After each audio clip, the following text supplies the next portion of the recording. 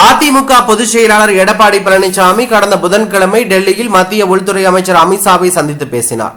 சுமார் 2 மணி நேரத்திற்கு மேலாக நடந்த சந்திப்பில் நாடாளுமன்ற தேர்தலுக்கான கூட்டணி குறித்து முக்கிய பேச்சுவார்த்தை நடைபெற்றதாக தகவல் வெளியானது. ஆனால் தன்னை சந்தித்த பிறகு எடப்பாடி பழனிசாமி கூட்டணி தொடர்பாக எந்த கோரிக்கையும் முன்வைக்கப்படவில்லை என்று கூறினார்.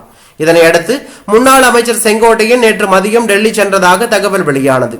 அவரும் மத்திய நிதி அமைச்சர் நிர்மலா சீதாராமனை சந்தித்து பேசியதாக செய்திகள் வெளியாகி இருக்கின்றன.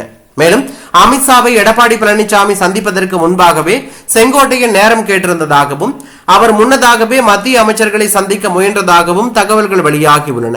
இதனிடையில் செங்கோட்டையனின் டெல்லி பயணத்தை பற்றி கேள்வி எழுப்பிய போது எடப்பாடி பழனிசாமி இதற்கு பதிலளிக்க மறுத்துவிட்டதாக தகவல் வெளியாகி பரபரப்பையும் அதிர்ச்சியும் ஏற்படுத்தியுள்ளது.